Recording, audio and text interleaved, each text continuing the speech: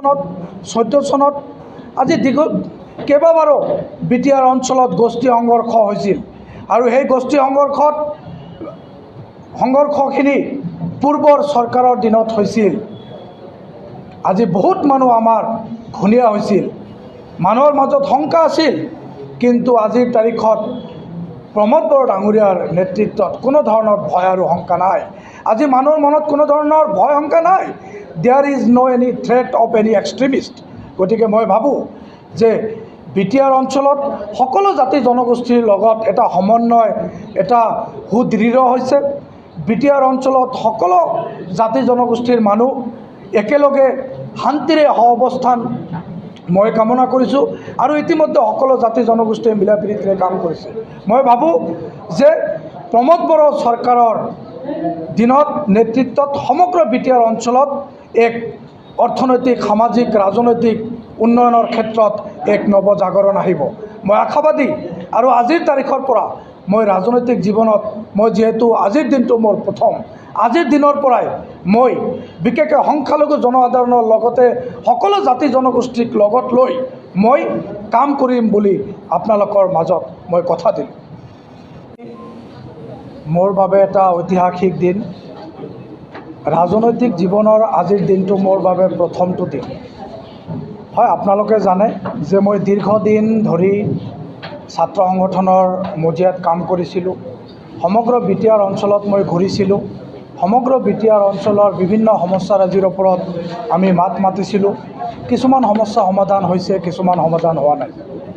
আৰু মই ছাত্ৰ সংগঠনৰ পৰা আঁতৰি অহাৰ পিছত সমগ্ৰ বিটিআৰ অঞ্চলৰ শিক্ষাবিদ, বুদ্ধিজীৱীসকলৰ লগত মই আলোচনাত মিলিত হৈছিলোঁ আৰু তেখেতসকলে মোক এটাই পৰামৰ্শ দিছে যে তুমি যিখিনি কাম কৰিব নোৱাৰা কাম, সেই কামখিনি ৰাজনৈতিক এটা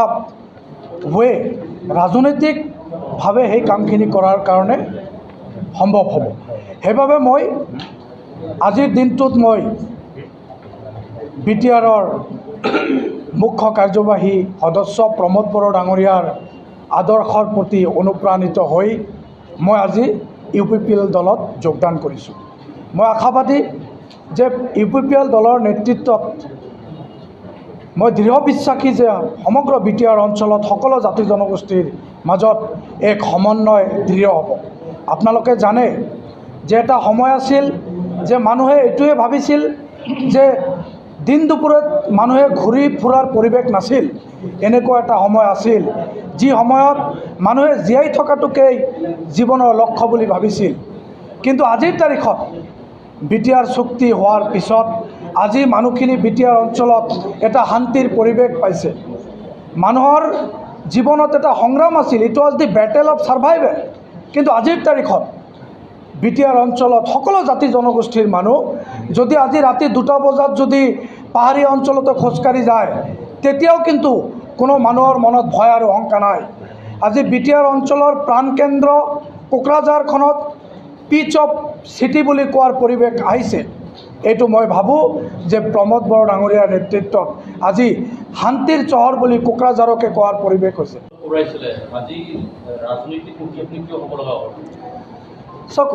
ছাত্ৰ সংগঠন মানুহে এটা সময়সীমাৰ বাবে কৰে। ময়ো এটা দীঘলীয়া সময় ছাত্ৰ সংগঠনৰ লগত আছিলোঁ, কিন্তু মই ভাবিছোঁ যে বহুতো সমস্যা আছে যি সমস্যাখিনি ৰাজনৈতিকভাৱে সমস্যাখিনি সমাধান কৰাটো সম্ভৱ। গতিকে ছাত্ৰ সংগঠন কৰাৰ পিছত বহুতো ছাত্ৰ নেতাসকলে ৰাজনীতিত অহাটো এইটো স্বাভাৱিক কথা। আৰু মই এটা সময়ত বিৰতি লৈছিলোঁ আৰু বিৰতিৰ পিছত মই ভাবিছোঁ যে মই ৰাজনীতিৰ পথাৰত গৈ পেলাই মই সমগ্ৰ বিটিআৰ অঞ্চলৰ যিহেতু মই সংখ্যালঘু এটা ছাত্ৰ সংগঠনক ABMCক নেতৃত্ব দিছিলোঁ, মই ভাবোঁ যে চৰকাৰৰ লগত কিছুমান কথা আমি স্মাৰকপত্ৰ দাবীৰ জৰিয়তে সংখ্যালঘু মানুহখিনিৰ সমস্যা সমাধান কৰাৰ ক্ষেত্ৰত মই আগভাগ ল'ম। মোৰ তেজত সংখ্যালঘু আৰু মই দীৰ্ঘলীয়া সময় এটা সংখ্যালঘু ছাত্ৰ সংগঠনত আছিলোঁ। গতিকে মই আপোনালোকৰ আগত কথা দিছোঁ যে মই য'তেই যাওঁ মোৰ জাতিটোৰ মই সদায় প্ৰাধান্য দিম। মই য'তেই যাওঁ মোৰ জাতিটোক মই হিৰত ৰাখিম। মই য'তেই যাওঁ মোৰ জাতিটোক মই প্ৰাধান্য দিম। মাই community is my first priority. আৰু এইটোও মই বুজাই দিম যে সংখ্যালঘুসকলৰ লগতে অন্য জাতি জনগোষ্ঠীৰ মাজত কেনেকৈ সমন্বয় বৃদ্ধি কৰিব পাৰি, অন্য জনগোষ্ঠীৰ মাজত কেনেকৈ আমি শান্তি আনিব পাৰোঁ। ইতিমধ্যে প্ৰমোদ বড়ো ডাঙৰীয়াৰ নেতৃত্বত শান্তি আহিছে। মই ভাবোঁ এই শান্তিটো স্থায়ী হ'ব আৰু আগন্তুক দিনত আমি সকলোৱে বড়ো, মুছলমান, হিন্দু, মুছলিম, খ্ৰীষ্টান, জৈন, ৰাভা, কাছাৰী, গাৰো সকলোৱে চাওক, time is the best ভাৰ্ডে main সময়ৰ আহ্বান। আপুনি যিটো প্ৰশ্ন কৰিছে, সাম্প্ৰতিক সময়ত বিটিআৰ অঞ্চলত আমি সেই পৰিৱেশটো দেখা নাই। হয়, ওলাইছিল বহুত ক্ষেত্ৰত মানে জুডিচিয়াৰী প্ৰচেছ, ভাৰ্ডিক্ট থাকে কিছুমান, ভাৰ্ডিক্টৰ ক্ষেত্ৰত কিছুমান কাম হয়, কেতিয়াবা কেতিয়াবা নিৰ্দেশনা আহে। কিন্তু মই এইটো বিশ্বাসী যে বিটিআৰ অঞ্চলত সকলোৰে কোনো এঘৰ মানুহ যাতে কোনো পথেই উচ্ছেদ হ'ব নোৱাৰে আৰু উচ্ছেদ নহ'ব বুলি মই এইটো বিশ্বাসী।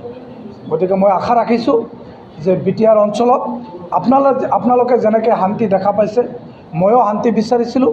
আজি কিন্তু প্ৰমোদ বড়ো ডাঙৰীয়াৰ নেতৃত্বত বিটিআৰ অঞ্চলত এটা শান্তিৰ পৰিৱেশ যে আহিছে, সেইটো কিন্তু বৃদ্ধ বনিতা আৱাল কেঁচুৱাৰ পৰা বৃদ্ধলৈকে কিন্তু এই কথাটো স্বীকাৰ কৰিছে। আৰু নতুন প্ৰমোদ বড়ো ডাঙৰীয়াৰ নেতৃত্বত যে বিভিন্ন ধৰণৰ সমস্যাৰ সমাধান হ'বলৈ গৈ আছে, সেই কথাটো ৰাইজে প্ৰত্যক্ষ কৰিছে। সেইকাৰণে এজন মানুহক ক্ষমতা প্ৰদান কৰা হৈছে, এই মানুহজনক কাম কৰাৰ সুযোগ দিব লাগে। আৰু ময়ো কাম কৰাৰ সুযোগ দিয়াৰ বাবে মই যিমান দূৰ মই আজি UPPLৰ এজন নেতা হিচাপে, নেতা নহয়, মই UPPLৰ এজন নতুনকৈ যিহেতু মই যোগদান কৰিছোঁ, মই আজিৰ পৰাই মই সকলো জাতি জনগোষ্ঠীয়ে আহ্বান জনাম যে প্ৰমোদ বড়ো ডাঙৰীয়াৰ হাত অধিক হওক।